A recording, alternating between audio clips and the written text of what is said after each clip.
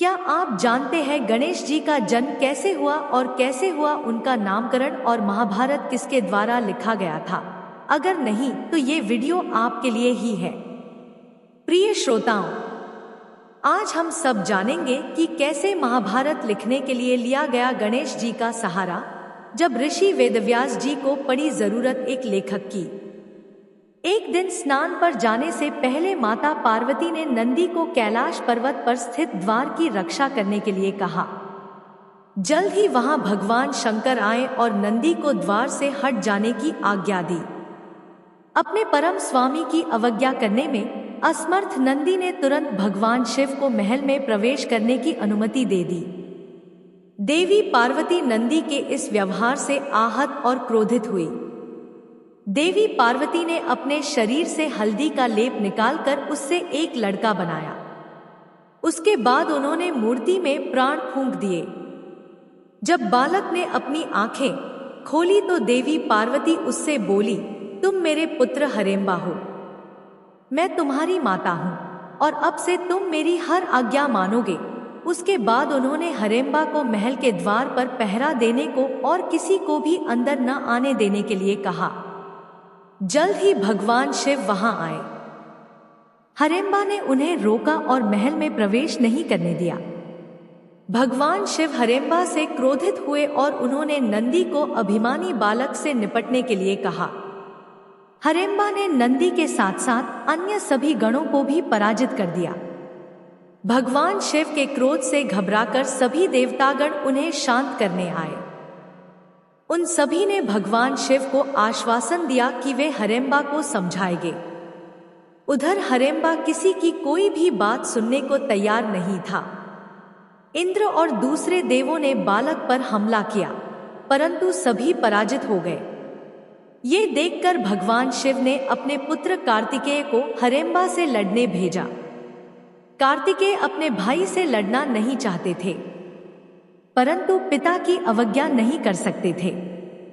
कार्तिकेय ने हरेम्बा को द्वंद्व के लिए ललकारा। बहुत लंबे समय तक लड़ते रहने के बाद हरेम्बा ने कार्तिकेय को पराजित कर दिया। अपने पुत्र की ऐसी अवस्था देखकर भगवान शिव का क्रोध चरम सीमा पर पहुंच गया। वे महल गए और अपने त्रिशूल के प्रहार से हरेम्बा का सिर धड़ से अलग कर दिया। सभी देवतागण भगवान शिव के पास पहुंचे और उनसे ब्रह्मांड के विनाश को रोकने के लिए कहा। भगवान शिव ने देवताओं को आश्वासन दिया कि वे इस संकट का समाधान करेंगे। उन्होंने भगवान विष्णु से किसी मृत जानवर का सिर लाने के लिए कहा। भगवान विष्णु एक हाथी के बच्चे का सिर लेकर आए। भगवान शिव ने महामृत्युंजय मंत्र का जाप करके उस सिर को हरेम्बा के शरीर से जोड़ दिया और हरेम्बा पुनर्जीवित हो गया। फिर भगवान शिव ने बालक को आशीर्वाद देते हुए कहा, आज के बाद तुम गणेश के नाम से जाने जाओगे, सभी गणों में श्रेष्ठ। लोग किसी भी शुभ कार्य को प्रारंभ करने से पहले तुम्हारी पूजा करेंगे। तुम ज्ञान और बुद्धि के देवता के रूप में जाने जाओगे। गणेश ने अपने पिता को नतमस्तक होकर प्रणाम किया। माता पार्वती पुत्र प्राप्ति के आशीर्वाद से खुश हुई। भगवान शिव, माता पार्वती और गणेश अपने घर की तरफ प्रस्थान कर गए। एक दिन गणेश अपने दोस्तों के साथ खेल रहे थे। उन्होंने वहां एक बिल्ली को देखा और उसके पास जाकर उसे पूंछ से पकड़ लिया। वे तब तक उसे परेशान करते रहे जब तक वह दर्द से कराहने नहीं लगी। स्वयं को आजाद करने की कोशिश में बिल्ली नीचे गिर गई। गणेश ने दोबारा उसे पकड़ने की कोशिश की, परंतु वह बचकर भाग गई। गणेश वापस घर चला गया। जब गणेश घर पहुंचे तो माता पार्वती से बोले, माता, मुझे भूख लगी है। जब माता पार्वती खाना लेकर आई तो गणेश ने उनके शरीर पर चोट के निशान देखे। घबराकर गणेश ने उनसे पूछा, माता, आपको चोट किसने पहुंचाई? माता पार्वती ने जवाब दिया, मुझे तुमने घायल किया है पुत्र। मैं बिल्ली का रूप लेकर तुम्हारे साथ खेलने आई थी। गणेश अपने व्यवहार पर शर्मिंदा थे। उन्होंने वचन दिया कि अब वे किसी निर्दोष जीव को हानि नहीं पहुंचाएंगे। कुबेर, धन और ऐश्वर्य के देवता थे। उन्हें अपने धन का बहुत अभिमान था। कुबेर ने एक आलीशान महल बनवाया और अपने नए महल में भोज का आयोजन किया। उसने कई ऋषियों और देवताओं को आमंत्रित किया। आखिर में वे भगवान शिव को आमंत्रित करने कैलाश पर्वत गए। भगवान शिव कुबेर की मनसा से पहले ही अवगत थे। उन्होंने कुबेर से कहा, मैं भोज में नहीं आ पाऊंगा, परंतु आप मेरे पुत्र गणेश को ले जाइए। गणेश को स्वादिष्ट भोजन खाना बहुत पसंद है। कुबेर ने कहा, आप चिंता न करें, प्रभु गणेश को ये भोज ताम्र याद रहेगा। भगवान गणेश कुबेर के महल पहुंचे। उन्होंने देखा कि कुबेर अपने मेहमानों के आगे अपने धन का बखान कर रहे हैं। उन्होंने कुबेर को नम्रता का पाठ सिखाने की सोची। जल्द ही भोजन परोसा गया। गणेश खुद को परोसा गया सारा खाना खा गए। फिर उन्होंने और भोजन मांगा। कुबेर ने सेवक को और भोजन लाने के लिए कहा। गणेश बार बार खाना खत्म करके और भोजन मांगते। सेवकों ने कुबेर के पास जाकर बोला, प्रभु, भगवान गणेश सारा खाना खा गए। बाकी मेहमानों को खिलाने के लिए रसोई में कुछ नहीं बचा है। गणेश बर्तन भी खाने लगे। फिर कुबेर को चेतावनी देते हुए बोले, अगर आपने मुझे भोजन नहीं परोसा तो मैं आपको भी खा जाऊंगा। डरते हुए कुबेर सीधे भगवान शिव के पास गए। उनसे अपने बर्ताव के लिए माफी मांगते हुए गणेश की भूख को शांत करने का उपाय पूछा। भगवान शिव बोले, गणेश को प्रेम और नम्रता के साथ एक कटोरी चावल परोसो। अपने महल जाकर कुबेर ने वैसा ही किया जैसा भगवान शिव ने कहा था। चावल खाकर गणेश बोले, मेरा पेट भर गया, मैं अब और नहीं खाऊंगा। कुबेर ने विक्रम होकर सबसे अपने व्यवहार के लिए माफी मांगी। उन्होंने ये वादा किया कि अब वे अपने धन का बखान नहीं करेंगे। कुबेर के महल से गणेश वापस आ रहे थे। इतना खाने के कारण उनका वजन बढ़ गया था, जिसकी वजह से उनका वाहन चूहा उनका वजन नहीं उठा पा रहा था। चूहा अपना संतुलन खो बैठा और गणेश नीचे गिर गए। इसे देखकर चांद देवता जोर से हंसे और भगवान गणेश का मजाक उड़ाते हुए कहा, बेचारा चूहा, वजनदार बच्चे का बोझ नहीं उठा पाया। गणेश अपमानित महसूस कर रहे थे। उन्होंने चांद देवता को श्राप देते हुए कहा, आपने मेरी विकृति का मजाक उड़ाया है और इसलिए आप भी अपनी चमक खो देंगे, अदृश्य हो जाएंगे। अपनी गलती का एहसास होते ही भगवान गणेश से चंद्रदेव ने माफी मांगी। गणेश चंद्रदेव से बोले, मैं अपना श्राप बदल तो नहीं सकता, परंतु उसका असर कम जरूर कर सकता हूँ।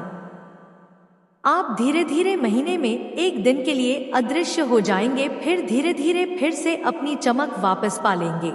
उस दिन के बाद से चंद्रदेव हर अमावस्या पर गायब हो जाता है और पूर्णिमा पर अपनी पूरी चमक हासिल कर लेता है। एक दिन भगवान शिव एकांत में ध्यान लगाना चाहते थे।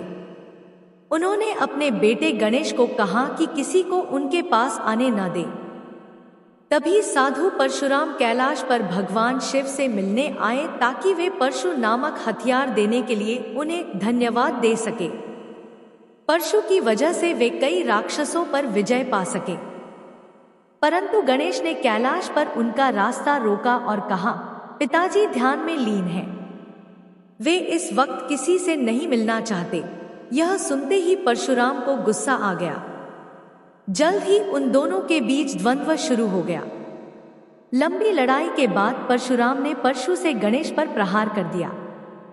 परशु अस्त्र भगवान शिव का था, इसलिए उसका मान रखने के लिए गणेश ने वह प्रहार अपने बाएं दांत पर ले लिया। अस्त्र से गणेश का दांत टूट गया और वे दर्द से कराहते हुए जमीन पर गिर गए। उनकी आवाज सुनकर माता पार्वती वहां आई और परशुराम पर क्रोधित हुई। अपनी गलती का एहसास होते ही परशुराम ने माता पार्वती और भगवान शिव से क्षमा याचना की। फिर उन्होंने बालक गणेश को आशीर्वाद दिया और एक नया नाम दिया, एकदंत। स्वर्ण नगरी लंका का राजा रावण भगवान शिव का भक्त था। रावण राक्षस जाति का राजा था। भगवान शिव को प्रसन्न करने के लिए रावण ने घोर तपस्या की। एक दिन वह कैलाश पर्वत आया और भगवान शिव से प्रार्थना किया, प्रभु मुझे ऐसा आशीर्वाद दीजिए कि मेरी सोने की लंका को कोई नष्ट न कर पाए। उसकी भक्ति और तपस्या से प्रसन्न होकर भगवान शिव ने रावण को एक शिवलिंग दिया और कहा, इस शिवलिंग को लंका में स्थापित कर दो और कोई भी तुम्हारी लंका नष्ट नहीं कर पाएगा, परंतु लंका पहुंचने से पहले इसे जमीन पर मत रखना। रावण इस बात से सहमत हो गया और शिवलिंग को अपने हाथों में लेकर लंका के लिए निकल पड़ा। स्वर्ग के देवों को आभास हुआ कि लिंग के कारण रावण की शक्ति एवं अत्याचार और भी बढ़ जाएंगे। वे सभी भगवान गणेश के पास गए और उनसे मदद मांगी। भगवान गणेश ने रावण के पेट में खूब सारा पानी भर दिया। रावण को अपनी यात्रा के दौरान महसूस हुआ कि उसे शौचालय जाना है। उसी वक्त गणेश एक स्थानीय बालक का रूप लेकर वहां आए।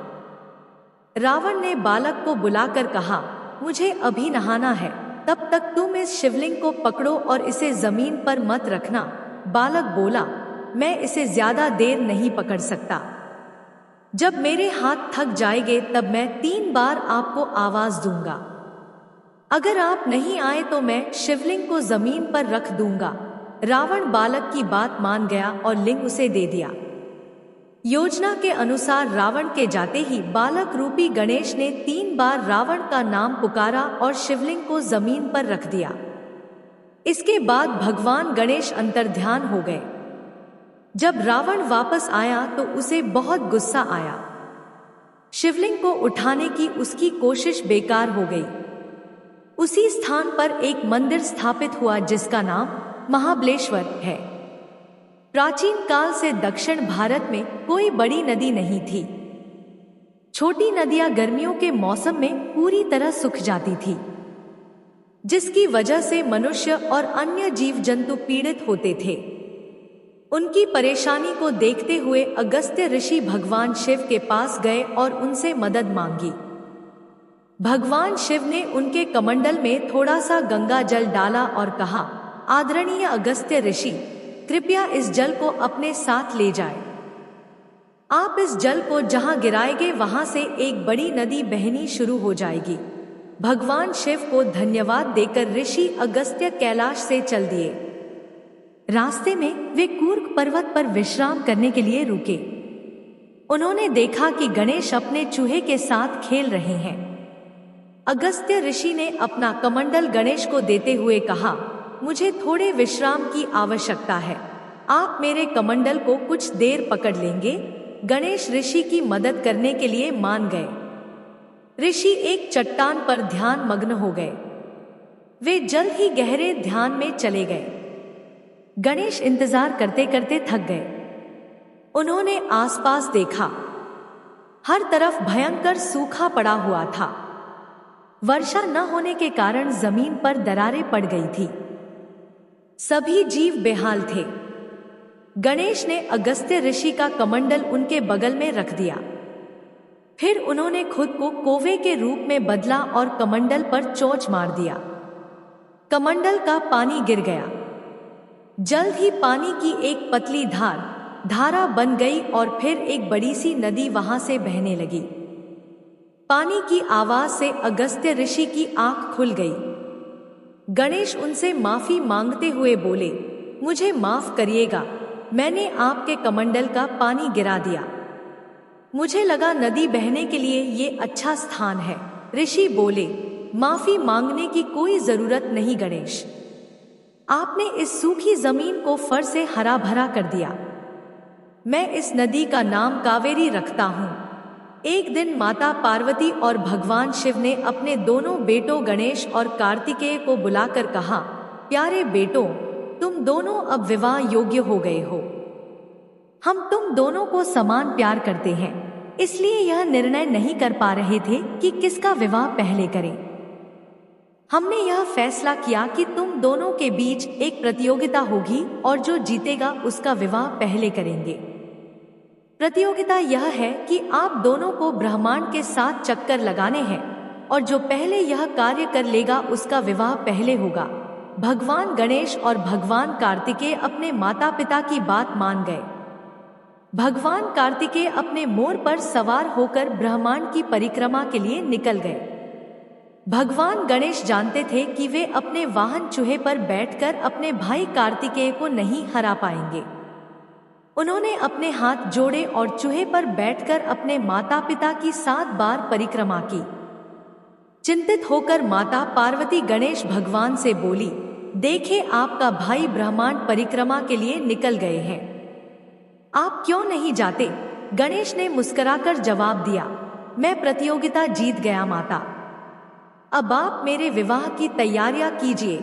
माता पार्वती ने गणेश से सवाल किया, आपने अभी प्रतियोगिता प्रारंभ ही नहीं की, फिर आप जीत कैसे गए? भगवान गणेश ने मुस्कुराते हुए जवाब दिया, वेदों में लिखा है कि माता पिता संतान का ब्रह्मांड होते हैं और मैंने आप दोनों की 7 बार परिक्रमा कर ली है। भगवान शिव और माता पार्वती प्रसन्न हो गए और उन्होंने गणेश को प्रतियोगिता का विजेता घोषित किया। जल्द ही उनकी शादी प्रजापति विश्वकर्मा की पुत्रियों रिद्धि सिद्धि से हुई। उनके विवाह का शानदार उत्सव हुआ जिसमें सभी देवतागण और ऋषि मुनि आए।